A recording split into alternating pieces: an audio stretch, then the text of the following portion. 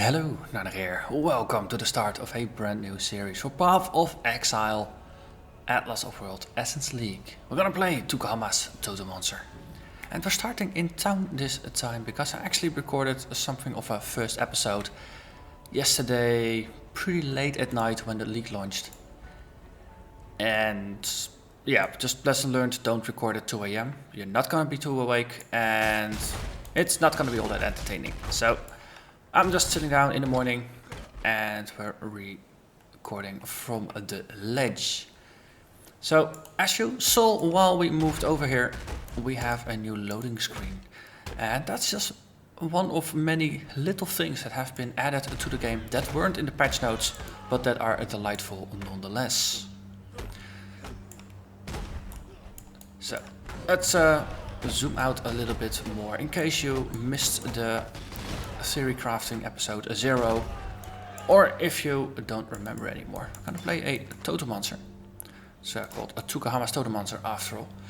And as a Marauder, we're eventually gonna become a Chieftain, and we're gonna target the Tukohama War Herald Keystone, or however we call these for the ascendancies, which is gonna make our totems fire immune.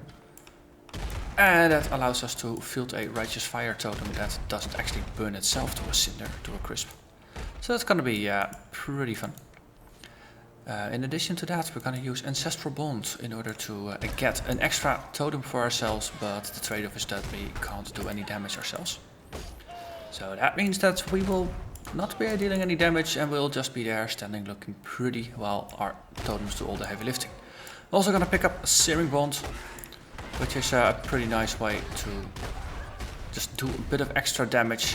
And it's basically like a 3/3 totem, because it adds its own extra totem slot just for Searing Bond. So it's really great how that works exactly. The very early game, it feels like they have buffed the monsters a little bit. I haven't actually seen anything in the patch notes about that. But well, it could be that's just me misremembering how tough things were early on, since it has been a while since we were here. But fun nonetheless. So I have already done 2 essences, and essences are safely stored in the stash, and I will show them later when we get back to town. I was just hoping that we would get to do an essence event first, so we can just show it during gameplay, and after that we have a look at essences. And they look interesting. No, they are the namesake of the league, so they better be interesting. And they so far they seem to be. So from the underwater passage onwards, it seems like they start spawning. Might be earlier and that I was unlucky with a late spawn. But underwater passage is where I first saw them. And they are completely optional. You will encounter a bunch of, well, essentially frozen statues. And you have to click the center statue 3 times and it's going to be highlighted like a totem. And it's going to be on the map with an icon. So you really can't miss it. So it's, in that regard, it's completely unlike Horrendous League, where you are forced to play the content. But here you want to. And I think the parallel to strongboxes is actually pretty easy to draw. They seem to behave in a slightly similar manner. There's this big floating banner over it that indicates what kind of essence there is. And you have to actually click it to activate it. And here you have to click it 3 times rather than once. So people have already been asking if that can be added to strongboxes as well, as a mechanism for preventing us from accidentally triggering them. Because some people always have a special talent almost for just clicking on strongboxes when they really didn't mean to. So we gained a level, so let's have a look at the skill tree. First thing you'll see, really brutal art for the Marauder. I really like this art. Just especially with this red glowy eye, it's almost like he's the Terminator. I really think they did a good job, and for each of the classes they have custom art, And I wonder if for Ascendancies this is going to change into something that reflects the Chieftain, but we will figure that out once we defeat Izaro. So I've been following the leveling path up here because my goal is to get to Ancestral Bond as quickly as possible. So that's going to be fun. We have a Flame Totem with us, we have a Decoy Totem with us, and currently we have a Ground Slam, and we have a Reckoning as a triggered skill. And my thinking is that with Reckoning we can just add life on hit to it. So we have a cheap form of life gain when we get swamped by mobs. And we'll just link Vengeance to it as well, just to make it complete. Ooh, that is an essence thingamajig. So this is how you encounter them. Oh, thing overhead, Burning Bowman, that's the monster type that's been locked in. And they've been affected by a Whispering Essence of Contempt. And there's 25 different essences in total. And they all have a different effect on the monsters. And in the end, the essence that they drop is also going to be different. And the essences, they have an impact on the battle. You get all kinds of interesting, weird new things that will spawn, and it's pretty cool. So definitely make sure you clear the area around it, just like you would for a rare strongbox, because it could be an interesting fight. So you click it once, you click it twice, you click it thrice. You get a yellow, you get some white mobs, and there is some kind of special effect. And here there seems to be this really angry genie that doesn't even that's been unleashed from the bottle, and it's blue because essences are blue. But oh, it's nice. It gets telegraphed, so that's pretty cool. So you can just run around it and don't get hit too much. So far I've only encountered this with a yellow with just the white mobs. I wonder if they're gonna be more tough later on.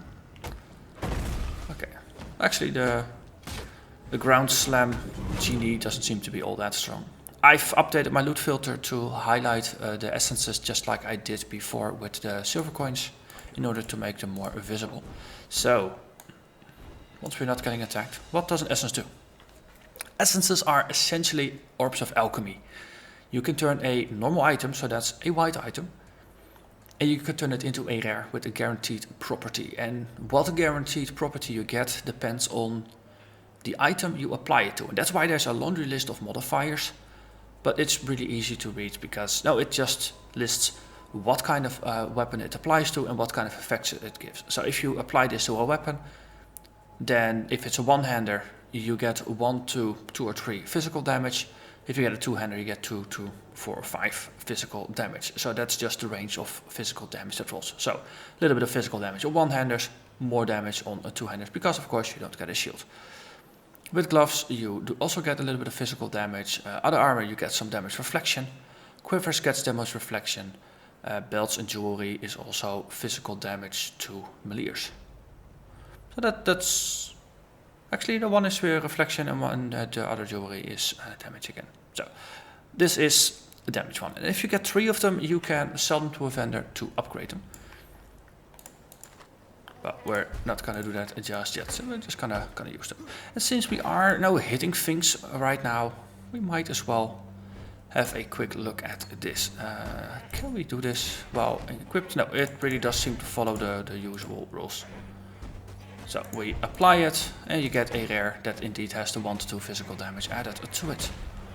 Let's kill these goats before they kill us. There is a shaman up there somewhere. But now it's orbs of alchemy that are more or less guaranteed to drop, so it's going to be really easy to run around with all yellow gear.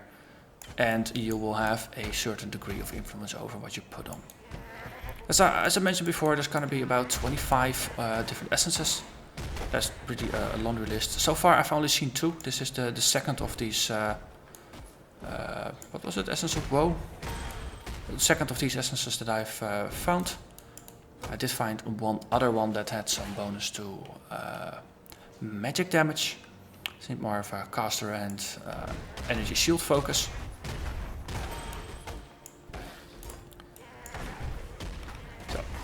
Early on we're just slamming things, but eventually we are gonna switch and we'll just use probably dual flame totems or flame totem in combination with a decoy totem or some other form of crowd control.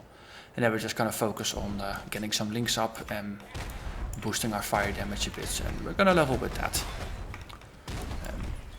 It ought to be viable to level with that, so we're just gonna see how far we can push that.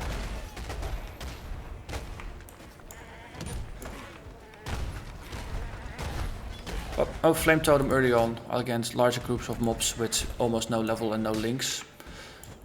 It's not the strongest skill in the bunch, but it will get better. So we'll just take care of the support things, and the Flame Totem can take out the boss. Once you see it doing damage, it does okay-ish. Might as well just help it a bit.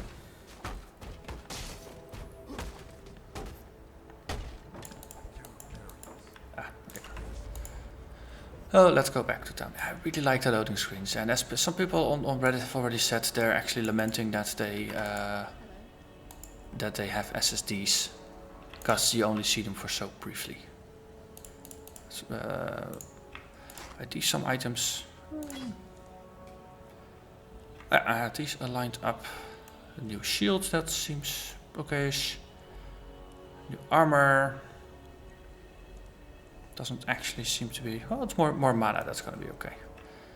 Belts, that's gonna be better than what we got here. So we'll just sell things. Oh, and in the bottom here, you now see a context-relevant tooltip. You can combine 3 essences of the same type into an essence of a higher power level by selling them to the vendor. So this is a gentle indication, a gentle introduction to selling stuff to vendors in order to get other things back with. And the game contains more tips like that and just more context sensitive things like that, which I think is interesting. Oh, should really turn these around. I'm always used to having the portal here and the ID there. It's really distracting if it's not. Just boosting our mana a bit. Already had other boots lined up.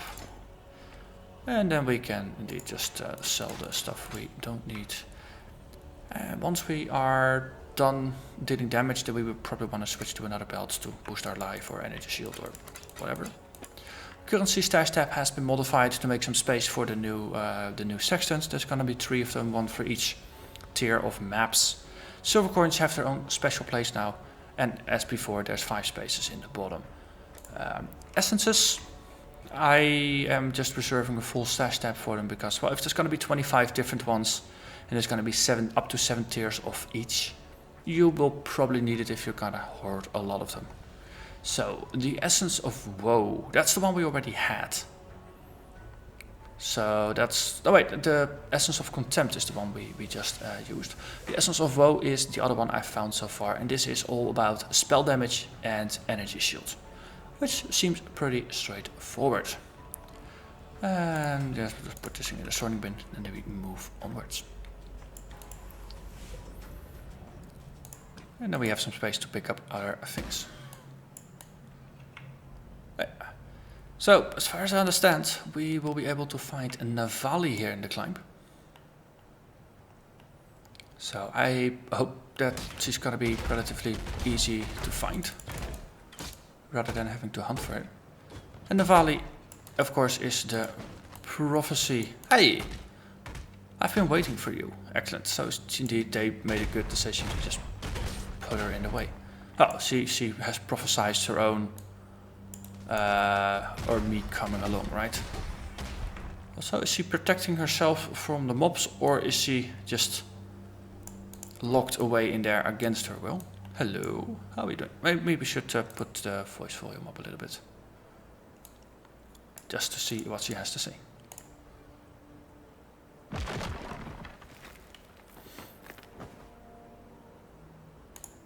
Thank you for freeing me. The Mother of Death likes to play these little tricks on me, to remind me of my place. But she also sent you here to help. Let me return the favor, Exile. We will meet again in town, and then I will help you illuminate your path. Okay. Anything more? Thank No, you that's just the same. Okay. So, that's Navali. You will encounter her the very first time. In here, this is gonna be a guaranteed meeting, especially if they put her in the path towards the entrance. It's guaranteed. You can't really escape her unless you consciously choose to not interact with her, I suppose. And she is gonna meet you in town, and I think she will later on be able to. You will be able to invite her to your hideout once you get one. So that's really nice. Slave is not a man. Slave is not even worthy of death. Just over that a bit again.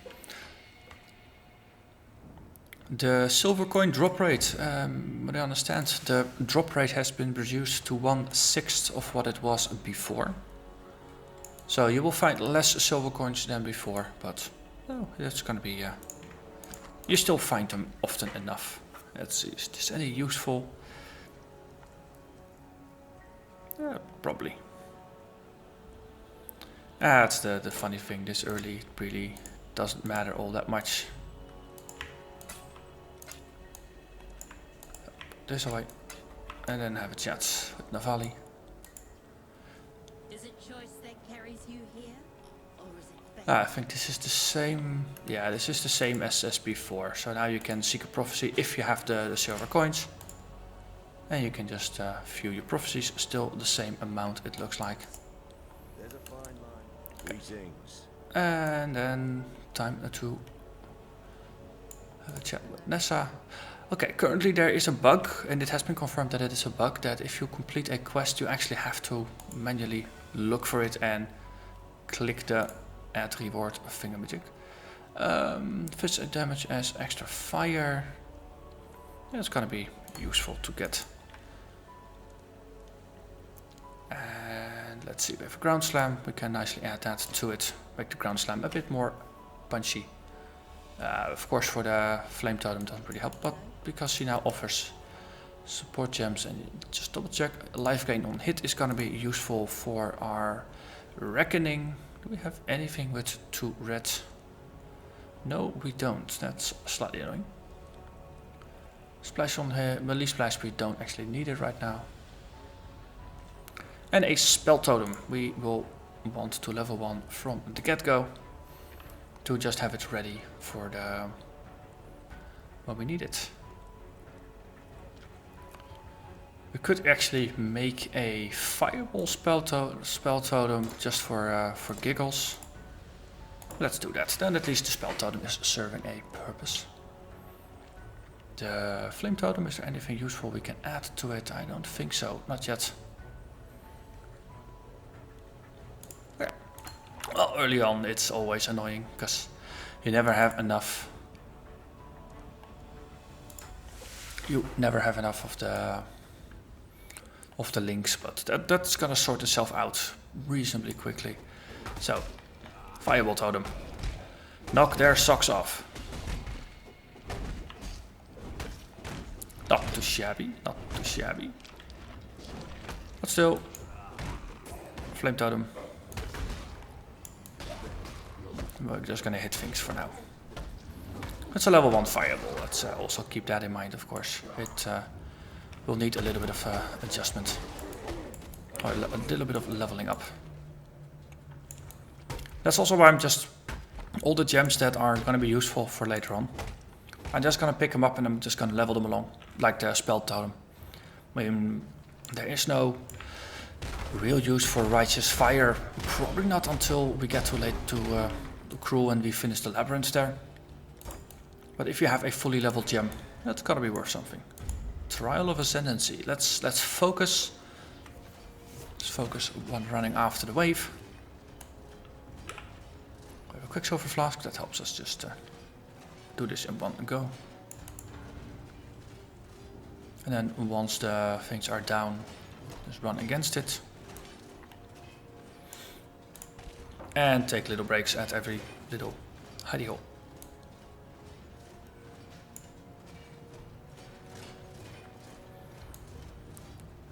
Labyrinth of these small trials, especially with the spikes. If I don't focus on the spikes, I am gonna get hit by them. Because I can multitask to a certain degree, but when it keeps to spike timings and talking at the same time, my brain just does weird things and usually pain follows. Of course, this being a new league, we need to do all the trials once, and after that all the other future characters can benefit from it. So, this being standard league for a change, we're actually just playing on standard league rather than on hardcore. The question is, of course, how many different characters we are gonna start. Because there's no strong need to start multiple characters. At least I want to level this character to the end game and then have a look at maps. Parallel to this series, I will be continuing my Lacerator Gladiator. And of course that's where we are gonna start mapping straight away in Standard League. So how the Atlas of Worlds works, you won't have to wait for probably about a month until we actually reach maps with this character. It's it's more like a couple of weeks, not a month. But no, we'll have another character. Just we'll get started on mapping straight away. Ooh, that's a bunch of life. That's gonna be a win-win. It's good future potential. And that's the first of many trials. Well, also, we gained a level, so that means we going one step closer to our goal. This build will be really good at gaining strength. Intelligence will have to work for every point we get. And dexterity is something that's going to be something I don't think I'm going to focus on it. There is Rapid Decay, which is the only skill that seems relevant that is actually going to require about 100 dex or just over 100 dex if we want to max it. And I think we can better spend our passive points on other things. So maybe in the very late game we'll do some respecking in order to get some dex in order to equip it if we get some sixlings. But until then we can do perfectly fine without dexterity on this build. Especially once the totems take over. Now the totems are all spells to a certain degree, so they don't actually have a need for hitting things. We're not going to use dexterity armor. So we're all good. Brittle Thief, Whispering Essence of Woe. Oh, hello there, chatters. How are you doing?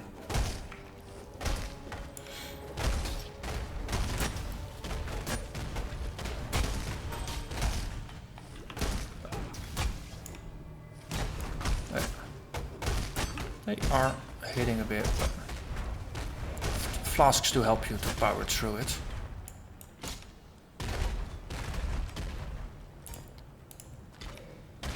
And that's that. So another Essence of Woe. That was the Energy Shield one, if I remember correctly. Let's set up a Fire Portal in there. Oh, this one has allies move and attack faster aura. Gonna make things interesting.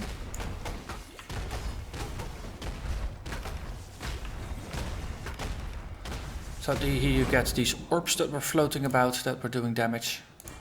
Superior Cone Helmet, Sapphire Ring, nice. So this is the spell damage version. So once we switch into our totems, this might not be a bad idea actually to do some Essence of Woe enchanting on our weapon or on a future weapon in order to just boost our spell damage a bit, because Flame Totem does benefit from that. Let's see, a bow, that's nice to sell. Hey, this is decent in terms of links. 35 armor, it has some quality. What do we get from adding armor? Adding this to armor, we get some energy shield. Well, we have another one of these, so I might as well apply it. And it becomes a rare, so that's always good. So it's a very decent way to just upgrade your gear. And that also means we can do a Reckoning and we add Life Leech on hit. So whenever we counter attack with Reckoning, we gain some life, which is nice. Especially once you also get something like a Vengeance, which will just hit whenever you get hit at a 30 to 35% chance. The life will just start stacking up, which is nice. having done our trial here and having done an essence thing, I'm not sure if you can have multiple essence spawns on a map. We'll figure that one out eventually, if it's just impossible or just unlikely to happen. But now we're gonna look for the Warden. We have yet to find our first silver coin for a prophecy. Eventually they're gonna drop, but before it was like one every area. Now it's gonna be like one every 5 or 6 areas. So you stop cursing me. I really don't like it. It's really rude to curse people. Johnsorp, nice. Flame Totem and lines of monsters is just brilliant. It really just scorches all of them.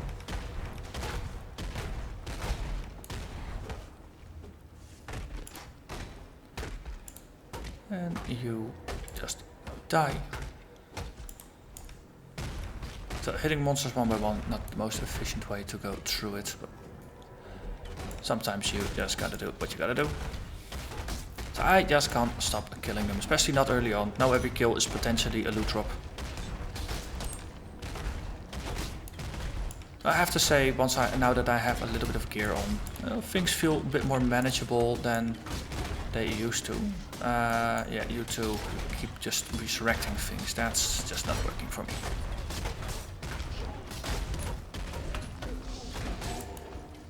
Especially Marauder. Once you got some life on him, they're reasonably sturdy. And especially because all we have been doing is just taking strength paths. We haven't actually boosted our life or our armor or any of our other survivability things in any meaningful way. Okay, let's go for a Fireball Totem, which is just gonna shoot things from a distance. So is there another Razor somewhere? There's quite a bunch of undead here, and it seems like there's just a never-ending supply of them. Oh, we just caught the tail end of a Necromancer wave. More like it, yeah. Right. Let's move on. Doing the Warden with 300 life should be doable. I think I've done them with less in the past. If you get some really good gear together, you might even have 400. Oh, that's the Sawbones. He always has the fancy looking and Desecrate. Let's see, give you a Flame Totem over there. We'll do a couple of your add-ons. Double, nice.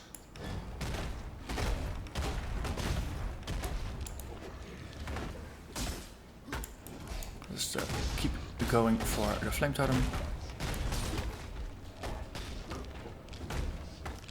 It works reasonably well as just add-on right now. But as I said, once we get some links on the Flame Totem, it's going to be more reliable as a damage dealer.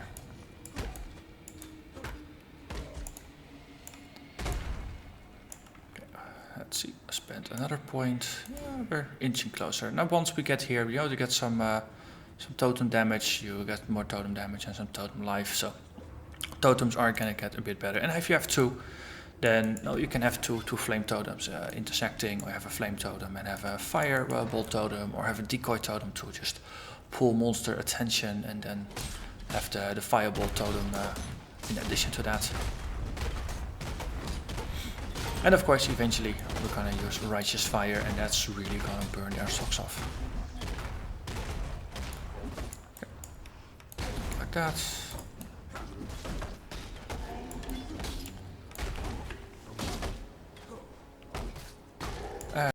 Shoot.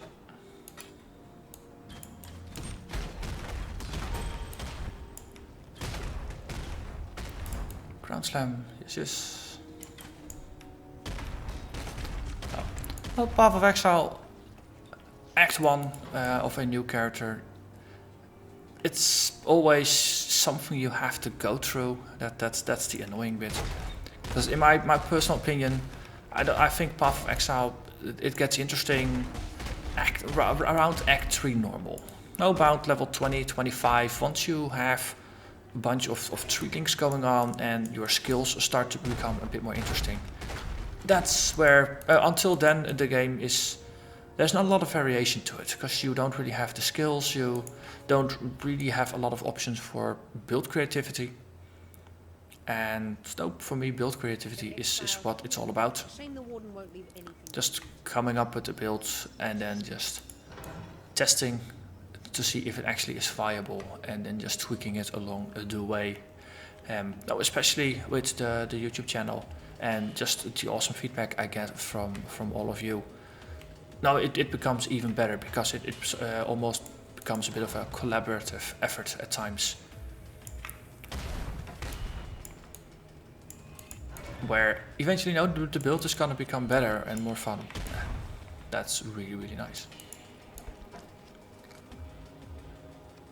Hello, Warden. Do need to do a little bit of cleaning up here. Yeah, I have a totem. Okay, you really, really don't like flame totems, do you?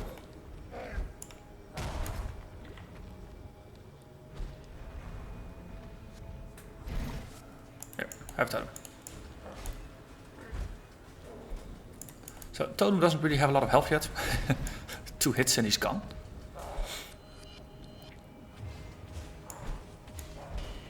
So let's see if the fireball totem has more luck, because it's ranged. It does act as a pretty good magnet for the guy to go to. Okay, let's try the decoy totem. That's just gonna draw him in. Yeah, is that 5 hits? Let's try again. 1, 2, 3, 4, 5 hits.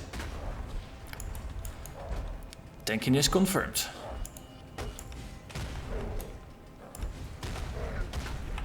Alright. All kidding aside, though, let's just murder this guy.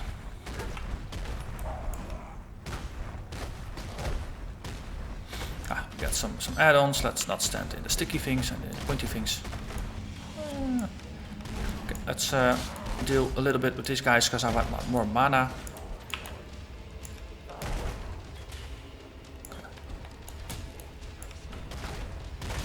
Okay, we got some more mana, that's good. So now we can just continue tanking.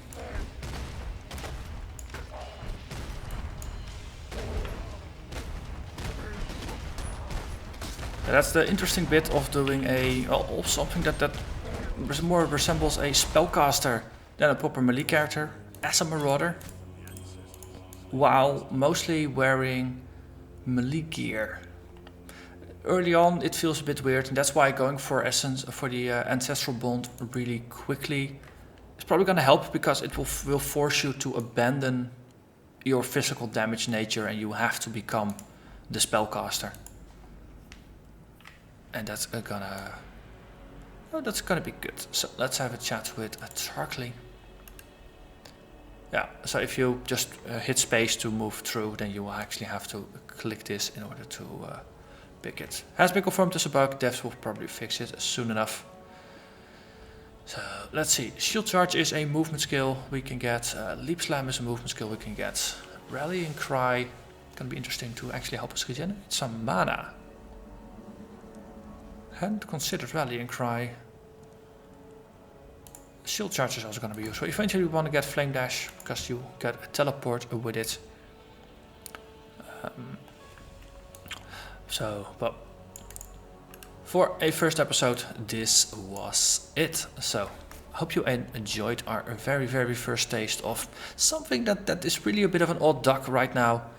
But we are making good progress towards the Ancestral Bond. So 1, 2, 3, 4, 5 points, and we have it.